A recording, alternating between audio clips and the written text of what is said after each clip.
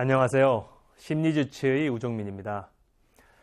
어떤 사람을 완전히 바보로 만들고 싶으면 그 사람에게 완전히 무의미하고 불합리한 일을 주어라. 러시아의 소설가 도스토옙스키의 말입니다.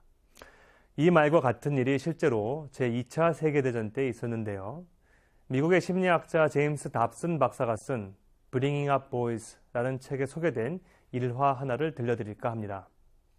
제2차 세계대전 당시에 헝가리 근처 수용소의 포로들은요, 수용소 한쪽 편의 산을 파서 반대편으로 옮기라는 명령을 받습니다. 그리고 흙을 다 옮기고 나면 이번에는 다시 원래대로 되돌려 놓는 작업을 반복했습니다. 몇 주가 지나니까요, 이 포로들은 소위 이 멘붕, 즉 멘탈이 붕괴된 상태가 됐습니다. 몇 년씩 이렇게 의미 없는 일을 반복하다 보니까 포로들 중에는 자살하는 사람이 생겨나기 시작했죠. 상당수는 정신착란을 일으키고 도망가다가 총에 맞아서 죽기도 했고요.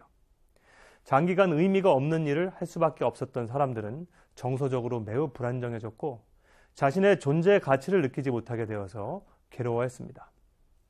이렇게 사느니 차라리 죽는 게 낫다는 그러한 공허함에 빠지게 된 것이죠. 그런데 이게 비단 포로 수용소만의 문제는 아닙니다. 매일 출근과 퇴근을 반복하는 뻔한 일상이 계속되다 보면 내가 하는 일에 대한 목적과 가치에 둔감해질 수 있습니다. 1년으로 친다면 연초에 재장전했던 그런 목표의식이 눈 녹듯 사라져버리고 직장인의 인생으로 치면 신입사원 때 가졌던 열정과 패기가 희미해져 갑니다. 그럴 때 우리는 내가 하는 일의 가치를 다시 한번 일깨우는 시간을 가질 필요가 있습니다. 의미가 없고 해봤자 성과도 나지 않는 일을 반복해야 한다면 마음이 어떨까요? 야근하면서 보고서를 열심히 썼는데 상사가 읽지도 않고 며칠째 내버려둔 걸 알게 되었을 때 과연 어떤 느낌이 들까요? 허탈하지요.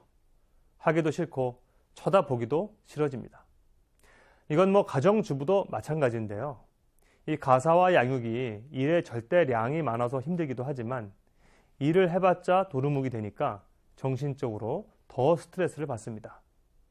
가령 열심히 기저귀를 갈아줬는데 좀 있으면 또 갈아줘야 되고 또 청소를 해봤자 몇 시간 지나면 다시 어지럽혀지고 애써서 음식을 만들었는데 맛이 있다 없다 아무 말도 없이 후루룩 먹고 딱 일어나서 나가버리면 내가 도대체 무엇을 했지?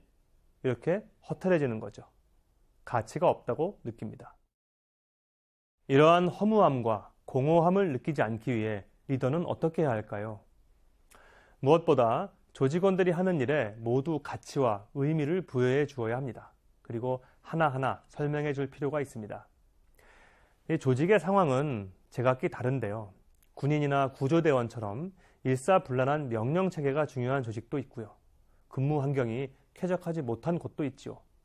그럴 때는 왜 명령 복종이 조직에 필요한지, 또 열악한 근무 환경을 감수하고라도 버텨내야만 하는 조직의 가치를 리더가 평소에 설명해 주어야 한다는 것입니다.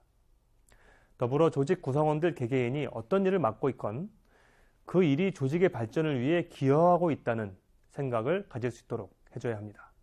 예를 들어 미 항공우주국 나사에서는 경비원에게 사람들이 달에 여행을 가는 꿈을 실현하는 그런 그 안전을 책임지는 역할이다.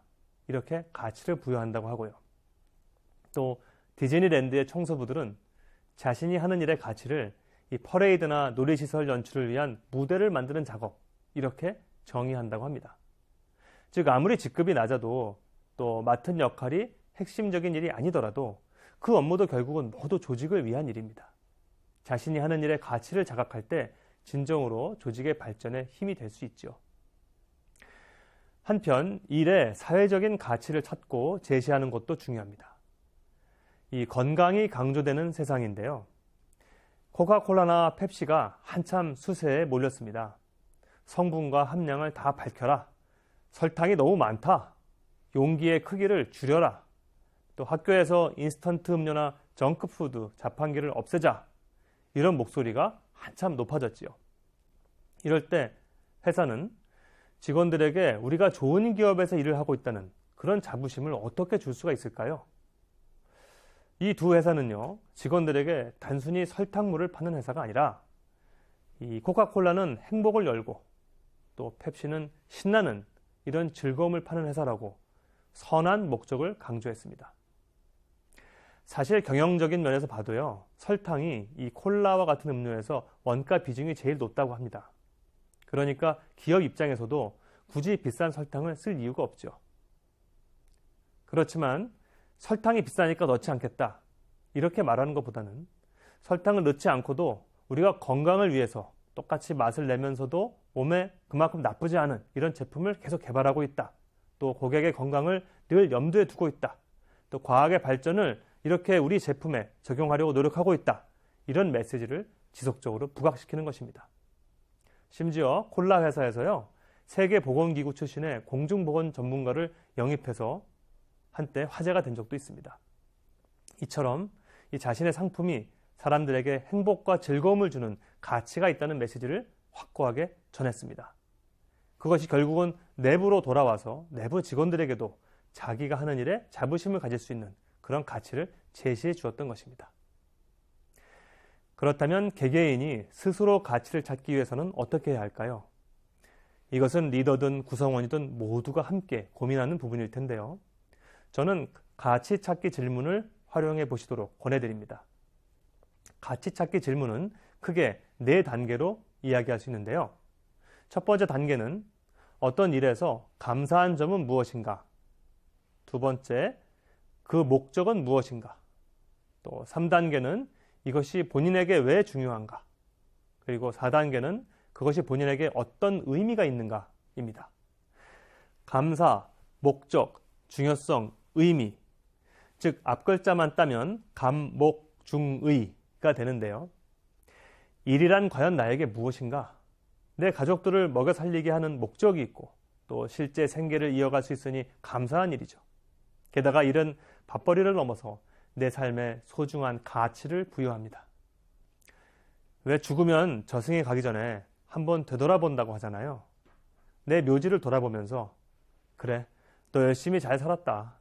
사람들에게 필요한 물건을 잘 만들어서 쓰게 해줬다.